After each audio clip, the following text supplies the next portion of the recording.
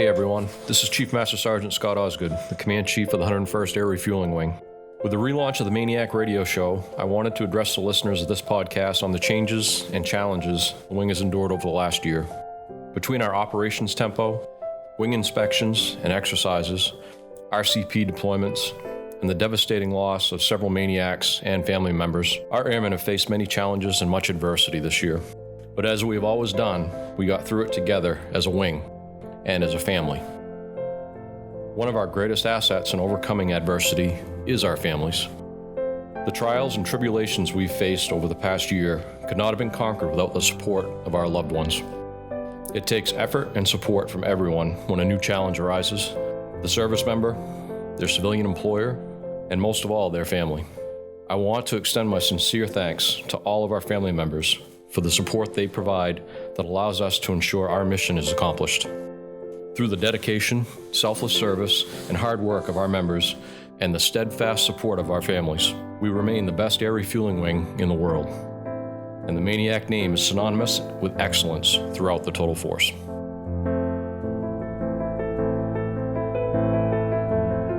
Welcome back to the MAINEiac radio show.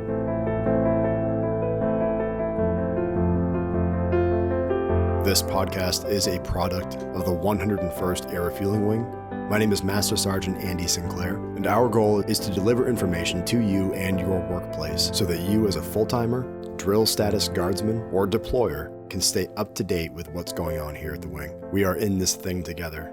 We work together, we serve together, we deploy together. Let's keep clear and concise communication one of our top priorities. That's what this podcast is for. So if you are a returning listener, it's good to have you back. And if you're a new listener, thanks for listening, and I hope you enjoy this show. I have some exciting things I want to talk about, including a new app that the PA office has just launched. I've got a pretty cool MAINEiac fact for you history buffs. But first and foremost, Tech Sergeant Jones from the Paralegal Office just stepped in, and he's going to talk to us about what the Paralegal Office has to offer. So sit back, crank up the volume, and let's hear what Tech Sergeant Jones has to say.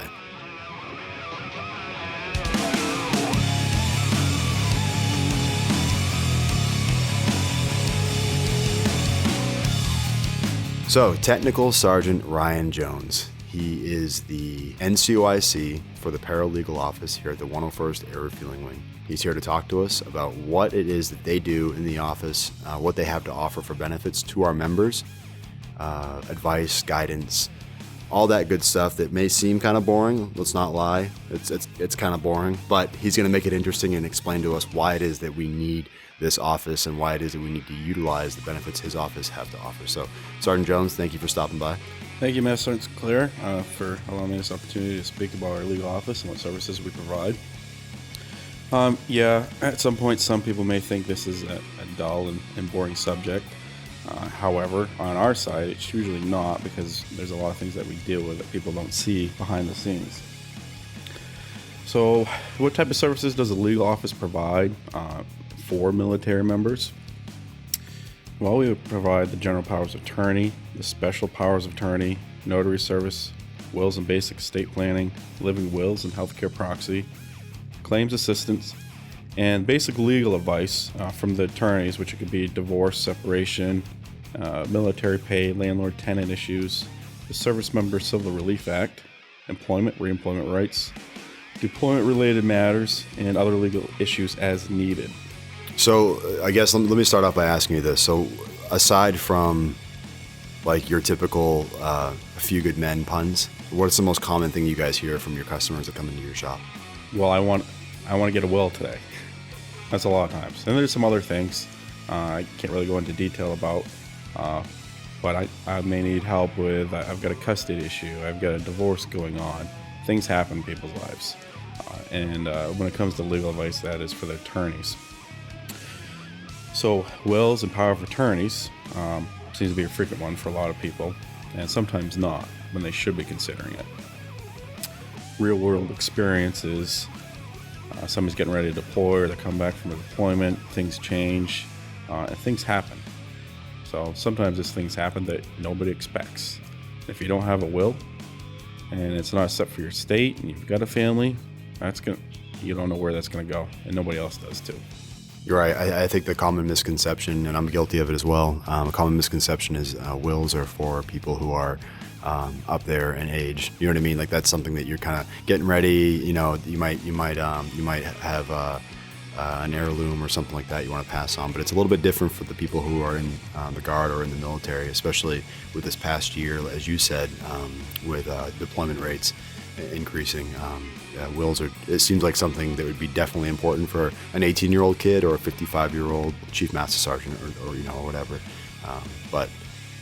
So what about, so you explained a little bit about the wills, but what about the power of attorney? Why is that important for people who are deploying? So the power of attorney, you got a couple different power of attorneys. You got your general. Your general is basically for, hey, I need somebody to take care of my stuff. It's all encompassing. I was like, I trust whoever it is going to take care of my stuff while I'm gone. And you get the special power of attorneys where it's like, no way, I don't want my sister even taking care of my cat. Or you may say, that's all she can take care of. So the general and special power of attorneys allows somebody else to take care of stuff that you may need to have taken care of back here that you can't while you're deployed. Okay. Just can you walk me through the processes without getting into too much detail, how that would work if, say, for example, I'm deployed and I need my wife to take care of something for me in that capacity? How would that work? So what happens is we set up an appointment. We also have people pre-fill out stuff online, which is the Air Force Legal Assistant website, which you don't need a CAT card. It can be done from anywhere as long as you got internet service. They would fill out the form on there. It's very simple. Send the ticket number to us, and I would start the initial will or power of attorney, whatever they need in the meantime. And then once they get in the office, after we've established a time to meet with us, basically we just go over what they want and who they want to have represent them while they're gone, if that answers the question. No, absolutely. No, that's good. And I especially, again, for those the younger airmen or junior officers that haven't deployed yet that might be gearing up for something like that. And does it matter from your standpoint, does it matter whether or not you're going to be deploying for 30 days or 6 months? Is there a time frame that you guys recommend? Or no, it doesn't matter. I mean, it's up to the member what they need. It could be either or. If they're like, hey, I need some to take care of this stuff, I'm going to be gone for 3 months. I won't be able to have access. You can do it for however long you need to have it done. And of course, once you return, then it's usually voided after that point. Now, some of these questions, these are obviously, as you guys can probably imagine, they are preloaded questions. But this question isn't, and I genuinely don't know the answer to this. Are you guys available for our members for non-military related issues as well, or is it strictly military related stuff? The answer to your question is, I guess it depends. So we've got 2 attorneys. They're representing Maine. We also have who was here, and he's now with that state headquarters, so you don't see him much, Lieutenant Colonel Fredette. But majority of it is regards to military matters and what occurs in the military realm, I would say. In a normal general workplace, like say, for example, here in public affairs, if there's something that we are unsure of that may cross the line or not cross the line in a legal matter, that's also what you guys do. I can come to you guys for guidance. You're going to know your resources and know where to look that information up. That's correct. What are some other things that you guys do, and what are the other services you have to offer? So like I said before, we have the basic legal advice for the divorce, separation, the military pay. What usually happens that one gets referred to finance, if there's some legal matters in there or not. And the landlord-tenant, Service Member Civil Relief Act, employment and reemployment rights, deployment-related matters, because things happen when somebody's deployed, and other legal issues as needed, which could be a variety of things. It could be property issues with a base. So what happens when your power of attorney isn't taking care of your cat that you entrusted her with while you're gone? Well, I guess that depends, and that's going to be a legal question for the attorney. Like if you're looking for legal advice and like, well, this person didn't take care of my cat, now what do I do? And where do I go from here? They're the ones that will give you the advice in regards to that. Yeah, and as a paralegal, so my role is, and there's been a lot of times where people are confused because they'll go in and they'll see my face or somebody else who is a paralegal, and they'll be like, I'm looking for this. Well, what's the answer? I'll be like, I can give you resources, and I can tell you what it says here in this, what you're allowed to do, what you can't do, what they're allowed to do, but I can't give you that legal advice. And sometimes people don't like that answer. I'm like, hey, I don't want my attorneys losing their bar, because that wouldn't be a good thing. And they're actually very well educated attorneys that we have, and I like working for them, but I don't want to lose my pink. I don't want to get my pink slip. No, you don't want a 341 pulled. That's correct. Being the NCOIC in the legal office, you're very well aware of the severity of what you guys do and how it's important to our wing. So I feel like a lot of times, not just with you guys, but with everybody, even with speaking from a PA perspective, we might relay information about services or what we have to offer, and sometimes that information may not trickle down to the lower ranks, or more importantly, the DSGs. Unfortunately, that's just the way it is. So with that happening, when that happens, the majority or the masses don't know what you guys have to offer. And in my situation, where I asked that question that I just asked, where I don't know, and I've been out here for 12 years and I didn't know that answer.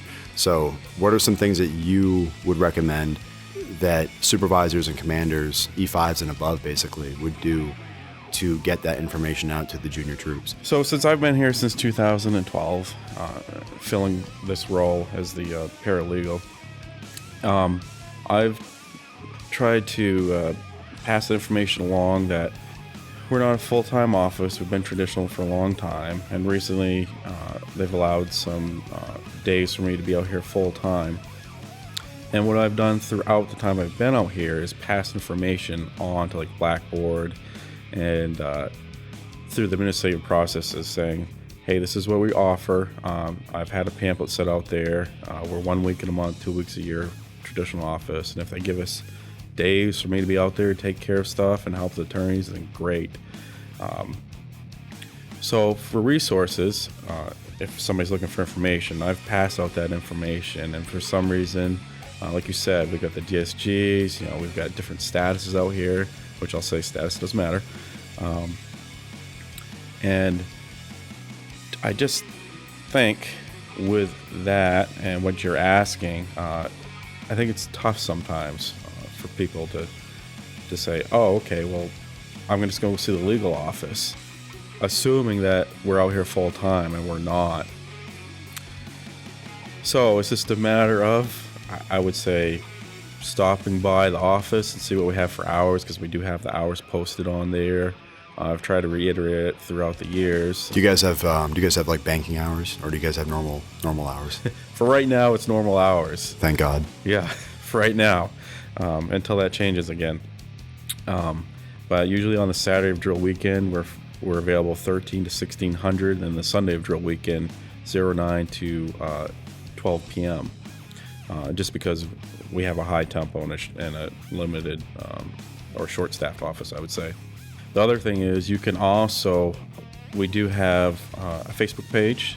It's the 101st Air Refueling Wing Legal Facebook page. Sometimes people reach out to us through there too, because they know we're not here full time. Before any of you guys ask the question, it has been approved by Colonel Roy, so they're all set there. Thank you, Master Sergeant, for clarifying that. Just had to put the PA plug in there, And that's another legal aspect that people probably wouldn't have realized, that we have to do our due diligence on the legal side, and then we have to make sure we get properly approved for these channels here as well. And that's what we legally had to do. Not above the law, right, type of thing. Exactly. Nobody is. Right now, we have somebody out here who is full-time in the legal office to take advantage of that, and he's told me he is very busy. They have a lot that they work with, but that doesn't mean that you can't stop by to utilize the benefits and services that he's explained here today. You're out here until when for right now? Right now, I'll be out here until the end of March. For those of you who don't know, Tech Sergeant Jones worked for Bangor PD for a long time, so he knows what he's talking about when it comes to the do's and don'ts and anything legal-wise. He's like he said, he's been out here since 2012, and he was a Bangor cop for a long time. So take advantage of the resources that you have out here. Like we've said before, you go downtown. I'm not going to give a quote, but I'm sure you probably could, right? How much you'd probably pay for any sort of legal advice. One more question, actually, I just thought of is, what about dependents? Can they utilize you military related?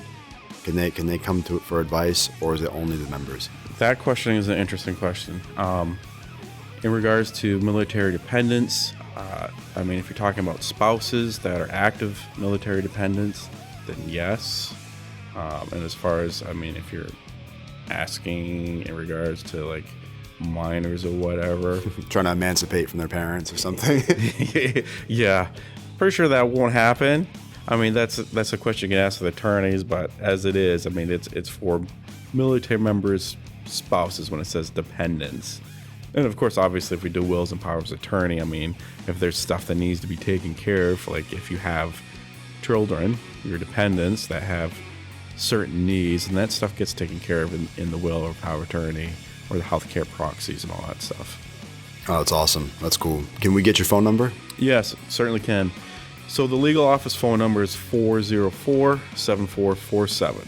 And do you have a DSN? Yes, we do, but I don't have that off the top of my head. More than likely, don't quote us on this, and please don't send any hate mail if we're wrong, but it's probably 698, and then the last four you just said. Yeah, I believe so. I believe it would be the 698 and the 7447. Again, please, no hate mail, and don't vandalize Tech Sergeant Jones' vehicle outside if we're wrong.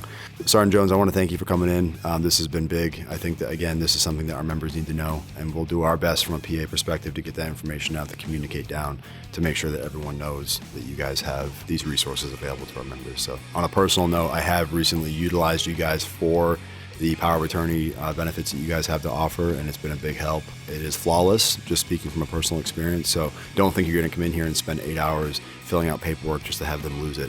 It is very flawless, so just keep that in mind and make sure you talk about it with your peers, and if you're in a supervisor role, make sure you disseminate that down to the troops. So again, thanks again, Sergeant Jones. Thanks, Master Sergeant Sinclair, for the opportunity to come out here and talk and hopefully give some more information to the members and the commanders and other military members that may need it.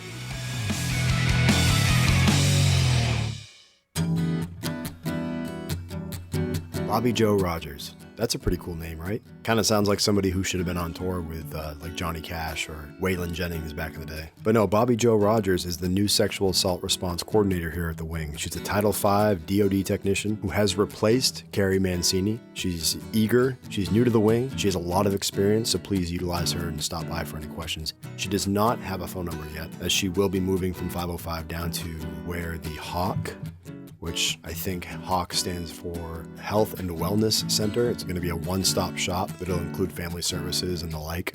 Once we get her phone number, I'll make sure I put that out there, but she will be located in building 417 in room 116. So again, I've met her, she's very nice, and she's very eager to start her job. So make sure you stop by to say hi and give her a warm welcome to the wing. Guard Member of the Month, Senior Airman Courtney Fragon, and hopefully I am pronouncing her last name correctly. She's down in the clinic. All of her coworkers are very excited that she got this award, as they should be, because it's a big deal and they're very proud of her. So if you see Senior Airman Fragon, make sure you congratulate her. And if you want to check out an upcoming story that the PA office is writing about her award, be sure to check our Facebook page as well as Divids for more information on Senior Airman Fragon. So again, Airman Fragon, congratulations. Job well done. Also, Master Sergeant Stan Yudorowski has been promoted, and yes, that is passive voice for all of you grammar nerds. Master Sergeant Yudorowski has been promoted to Senior Master Sergeant. He is the new Wing First Sergeant, so if you see him, stop him and congratulate him. If you don't know who he is, his full-time position is up with comm, so you may have seen him around your workplace before. He's got a shaved head, glasses, loves to talk about Jeeps and small dogs. Very, very nice guy. I've known him for a long time. So please congratulate him. And from everybody here at the PA office, congratulations to Senior Master Sergeant Yudorowski. Another Master Sergeant who is getting promoted this weekend is Master Sergeant Angela Adams. She will be promoted to Senior Master Sergeant. If you don't know who she is, she's the first person you see when you come into 505. She's always very, very happy to help you out. Positive attitude constantly. And when you go to her with a question, you always leave there with some sort of an answer. It's never an I don't know or I can't do that. It's, oh, here's your answer, or here's how I can find out the answer for you. She's phenomenal to work with, and she's amazing at her job. Her son, Staff Sergeant Chad Adams up in Air Trans, has a great role model for his military career. So again, Senior Master Sergeant Adams, congratulations on this new chapter in your military career.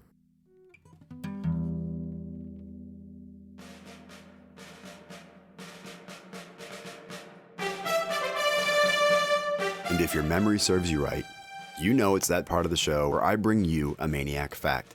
And I thought that not only because this is the relaunch of the MAINEiac radio show, But more importantly, this is the 30th episode for the podcast. So with that being said, we're going to go back roughly 30 years ago, 35 to be exact, to 1984, and I'm going to read to you a press release put out by the Public Affairs Office down at Hanscom Air Force Base, talking about the Bangor Air National Guard Base and its newly opened facility that brought a new mission here to our wing.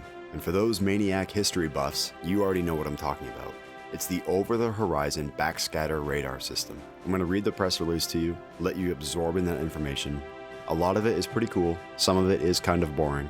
But if you're like me and you like history, you're going to like this. So, enough talking, here's the press release. Air Force and Maine officials will hold a ribbon-cutting ceremony to dedicate a new air defense radar operations building on Friday, December 14th at 9:15 a.m. at the Bangor Air National Guard Base, adjacent to the Bangor International Airport. The $4.7 million facility will be the control center of an over-the-horizon backscatter radar system developed by the Air Force Electronic Systems Division. When completed, the new radar will give early warning of aircraft approaching the east coast of North America at distances of up to 1,800 miles. So there you go. That kind of gives you a background of what this backscatter system was going to do and why it was brought here to Bangor, Maine. Air Force representatives at the ceremony will include Brigadier General James E. Freytag, Deputy Commander for the Strategic Systems at the Electronic Systems Division, Brigadier General Glenn W. Osgood, Jr., the Commander of the Maine Air National Guard's 101st Air Refueling Wing, and Colonel Arnold L. Snyder, Jr., the Over-the-Horizon Backscatter System Program Director. Military personnel from the Tactical Air Command and North American Aerospace Defense Command are also expected to attend. So it was a pretty big deal. It's not your normal cake-cutting ceremony. Maine senators and representatives, along with other state and local officials, have been invited to the ceremony as well. Communications equipment and computers to process radar information from the system's transmit and receive sites will be installed in the 3,200 square foot, one-story brick building during the next year. Side note, does that sound familiar? I'll give you a hint. It's Building 510. Television-like display consoles will allow Air Defense Tactical Air Command personnel to track approaching aircraft. About 330 military, government, civilian, contractor personnel will operate the center when the Air Force accepts the completed system in 1987 from its contractor, General Electric Company of Syracuse, New York. About 330 military, government, civilian, and contractor personnel will operate the center when the Air Force accepts the completed system in 1987. Many facilities at the Bangor Air National Guard Base will be upgraded or renovated to support the new mission. Plans for a new commissary and base exchange, along with a dormitory, dining hall, and heated vehicle storage building. Also, 165 housing units will be renovated in phases to support incoming personnel. The over-the-horizon backscatter radar system's first transmit antenna is being built in Moscow, Maine. It's 3,628 feet long and varies in height from 35 to 135 feet. The radar looks out over a 60-degree northeasterly arc. Antenna elements are attached to steel towers which also support a wire back screen running the entire length of the structure and extending along the ground 750 feet in front of the towers. 2 more 60-degree antennas will be built close by to allow 180-degree coverage from Greenland to Cuba. The first of 3 receiver antennas is under construction near Columbia Falls, Maine. It is 4,980 feet long, 65 feet high, and has steel towers, plus a back screen and a ground screen similar to the transmit antenna. By using the over-the-horizon backscatter technique, the system sees beyond the horizon, or line of sight range, which limits conventional ground-based radars. Radar signals are sent around the Earth's curvature by bouncing them off the ionosphere, a layer of the atmosphere beginning at an altitude of about 50 miles. An aircraft passing through the radar's beam reflects signals up to the ionosphere and down to receive antennas. Once an aircraft is detected, computers determine its location and speed. A smaller experimental over-the-horizon backscatter radar was tested in Maine from June of 1980 until June of 1981 to demonstrate its technical feasibility. In January of 1982, the Air Force decided to enlarge the test radar to cover a 60-degree sector as the next step in the system's development. Plans call for building another 3-sector radar on the West Coast, a 2-sector south-looking system in the central U.S., and a 2-sector north-looking system in Alaska.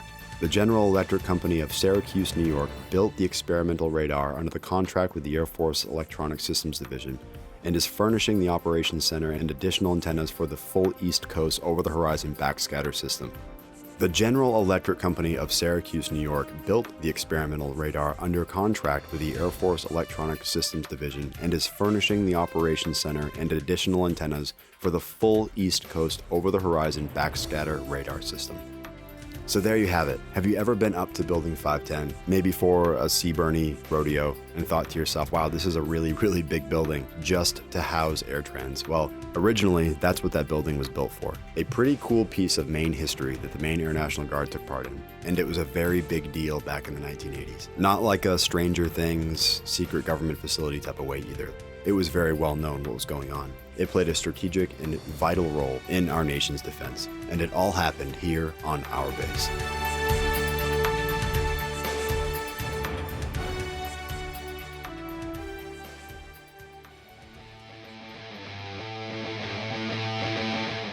That is all the time we have for the 30th episode of the MAINEiac Radio Show. It's been real. It's been good to be back. If you are a new listener here on this podcast, if you have any ideas for the MAINEiac Radio Show, anything you'd like to hear about, anything that's going on in your workplace, something if you're a supervisor or commander you want your troops and your coworkers to hear about, this is a great avenue and a great platform to get that information out. So give me a call or send me an email through the interwebs, and we'd love to hear it, as we are always open to new ideas. Speaking of the interwebs, don't forget to check out our Facebook page as well as our Instagram page, which you can find by Googling 101 STARW. For those of you who are young and hip and with the times, that is the Wings handle, 101 STARW. And for those of you who don't know what I'm talking about, ask any of your coworkers sitting beside you that are currently on their phone, thumbing down through their newsfeed. They can probably help you figure it out. So other than our social media platforms, we also have our website that may seem very familiar to you if you visit it, as every Air Force website looks the same. The only difference is its content. So head over there, grab some information, look at some photos. If you want to join the Maine Air National Guard, there's information on our website about that as well. You can see bios from our leadership, as well as get a brief history of the Maine Air National Guard. Pretty cool stuff. Now, here's the last plug-in for the various platforms your PA office has to offer. We just recently launched a new app, and in the coming future, we're going to talk a little bit more about what we have to offer through that app, as it will be customizable to each individual person's phone. And this app is available for everybody, not just our members here at the Wing, but we put out a cool video that kind of encompasses what the app has to offer. So go check that out. It's on YouTube, it's on Facebook, it's on our Instagram, which again, you can get to by Googling 101 STARW. But as I mentioned before, there'll be more on the app in the future, so sit tight for that. Sergeant Jones, it was great to have you by. Thank you for swinging in and talking to us. It's always good to hear from the legal office and not be in trouble. So thank you for all the great information you gave us. And don't forget, all the information he told you, make sure you pass that on to your coworkers, your supervisors, your subordinates, whoever, and make sure the information gets out there. The JAG office is here for you. It's here for me. It's here for everybody. They are your friends. They want you to come talk to them, and they're going to help you out as best as they can. You can trust them. Despite what that movie says, you can definitely handle the truth. So stop by, give them a call, talk to Sergeant Jones. This is the MAINEiac Radio Show, and I'm Master Sergeant Andy Sinclair with the 101st Air Refueling Wing here in Bangor. Or, for those young and hip types, 101 STARW. Seriously, Google it. Follow our pages. That way you don't miss anything. I hope everybody has an outstanding drill weekend, and as always, be safe, do great things, and make a difference.